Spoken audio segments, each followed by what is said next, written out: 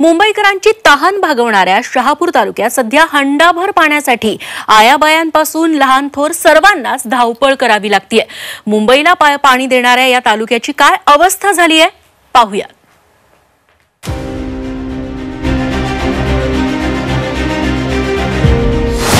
तीन धरणं उशाला तरी कोरड घशाला।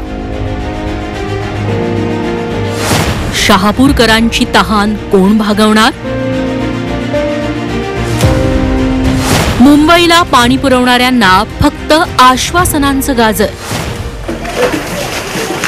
तळ गाठलेल्या विहिरी, त्यात चहूबाजूंनी पडलेले दोर, दोरीला बांधलेले डबे वर खेचण्याचा चाललेला आटापिटा। हे चित्र मराठवाड्यातल्या एखाद्या दुष्काळी गावाचं नाही, तर ही स्थिती आहे मुंबईला पाणी पुरवणाऱ्या शहापूर तालुक्यातल्या ओव्हळवाडीतली। मुंबईला पाणी पुरवणारी तानसा, भातसा, वैतरणा ही तीन धरणं याच तालुक्यातली। तरीही शहापूरकरांच्या नशिबी मात्र दरवर्षी पाणीबाणीच। पाणी नाही आम्हाला, मग टँकरला पाणी नाही आम्हाला पियाला। मग इथलं नळाला वगैरे पाणी इथं काय येत नाही का किंवा नाही का काय? आता इरीतच पाणी नाही, नळाला कुठून येईल पाणी?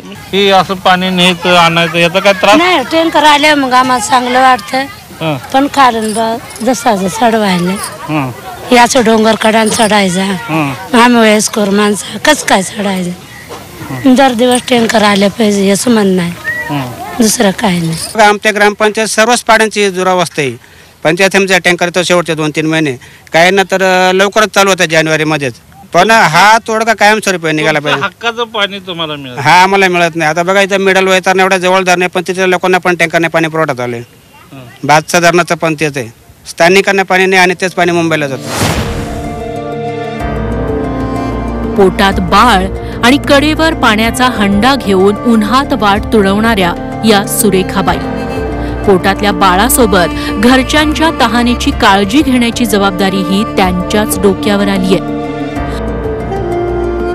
दुसरीकडे बाळू धर्मा कांबळे यांच्या भावजय असंच पाणी भरताना एक दिवस दगडात पडून रक्तबंबाळ झाल्या होत्या, मात्र अंगावरची जखम पोटातल्या तहानेपेक्षा यांच्यासाठी मोठी नाही। आता कोणतरी पडलं म्हणतात, आता पडलं माझी भावजाई पडली, आता तिचं मोजा फुटून गेला तिचं। आम्हाला पाण्याची सोय पाहिजे।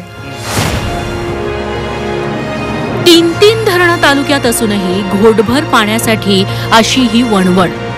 भावली धरणाच्या योजनेचंही गाजरच होतं हे धूळ खात पडलेल्या पाईपांकडे बघून कळतच आहे। पण याचं सोयर सुतक ना प्रशासनाला ना नेते मंडळींना। बाल संगोपन, माता संगोपन, महिला सशक्तीकरण अशा विविध योजनांवर शेकडो कोटी रुपये खर्च करणारं सरकार यांच्या मूलभूत जगण्याचा अधिकार देणाऱ्या पाण्यावर कधीतरी खर्च करणार का? त्याचा कधीतरी विचार करणार का? असा प्रश्न इथल्या या सगळ्या वाड्या वस्त्यावर आल्यावर पाहायला मिळतोय। कारण का या वाड्या वस्त्यावरच्या ह्या विहिरीच्या लगत पाण्याचे हंडेच्या हंडे, घागरीच्या घागरी घेऊन फिरणारी लहान मुलं असतील, महिला असतील, किशोरवयीन मुले असतील, यांच्याकडे बघितल्यानंतर पाहायला मिळतो। कारण सरकार या प्रत्येक मुलाला, प्रत्येक स्त्रीला दिवसाला किती कॅलरीज मिळाल्या पाहिजेत, त्यांना किती न्यूट्रिशन मिळाले पाहिजेत याचा बारकाईने विचार करतं। मग यांचा जगण्याचा मूलभूत अधिकार असलेलं पाणी यांना मिळालं पाहिजे, याबाबत सरकार का गांभीर्याने विचार करत नाही असा प्रश्न इथल्या वाड्या तांड्याकडे पाहून पाहायला मिळतो। नेते मंडळींना एकच सांगणं, आदिवासी ही फक्त वोट बँक नाही, तीही हाडामासाची माणसं आहेत, त्यांच्याही मूलभूत गरजा आहेत। मुंबईकरांइतकेच त्यांचेही प्रश्न गंभीर आहेत। तेव्हा मुंबईकरांची सोय तत्परतेनं करणाऱ्या नेते मंडळींनी आदिवासींच्या हंडाभर पाण्याचीही सोय करण्याची तसदी घ्यावी हीच विनंती। व्हिडिओ जर्नलिस्ट धीरज चिपकर आणि गोविंद तुपेंसह ब्युरो रिपोर्ट, झी 24 तास, शहापूर।